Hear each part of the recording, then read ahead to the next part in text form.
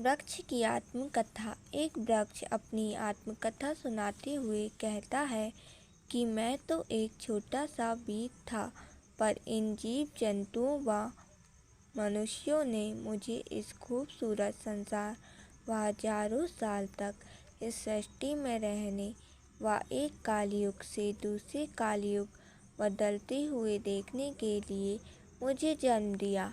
हाँ, मेरा जीवन केवल एक जगह खड़ा होकर बिताना ही नहीं, बल्कि अनेकों कठिनाइयों का सामना करना है। मेरा शरीर कठोर अवश्य है, परंतु मेरे शरीर पर वस्त्र रूपी पत्तों को यदि कोई तोड़ता है तो दर्द मुझे भी होता है। मेरा जीवन दूसरों का परोपकार करने के लिए हुआ है।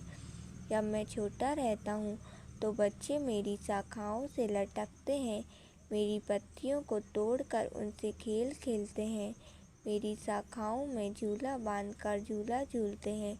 और जब मैं बड़ा हो जाता हूँ तो लोगों जीव जंतुओं को छाया का आनंद देता हूँ, उन्हें शीतल हवा से आनंदित करता हूँ। इतना ही नहीं, पक्षियाँ मेरी शाखाओं के ऊपर अपना घर बसाती हैं।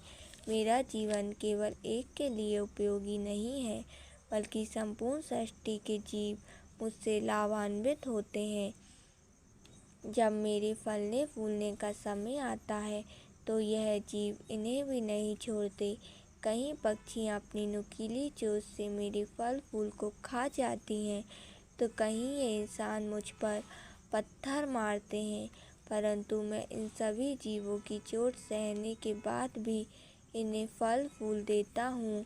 मेरे फल खाने से ही इन जीव जंतुओं का जीवन चलता है। मेरी हवा इनको सांस देती है। यदि मैं नहीं तो सृष्टि नहीं। मेरे द्वारा छोड़ी गई ऑक्सीजन से ही इस संसार में उपस्थित सभी प्राणियों के प्राण हैं। मेरे शरीर का हर अंग इनके काम आता है। फल, जड़, कंद, फूल, पत्ती या छाल व शाखाएं ही क्यों न हो, मैं इतना सब देने के बाद भी ये दुष्ट मनुष्य मेरे मन को आघात पहुंचाते हैं, मेरे शरीर को चोट पहुंचाते हैं, मेरी शाखाओं को तोड़ लेते हैं। मेरी लकड़ियों से इनके फर्नीचरों का निर्माण होता है। इतना ही नहीं, ये मेरी लकड़ियों को जलाकर हवन पूजन भी करते हैं।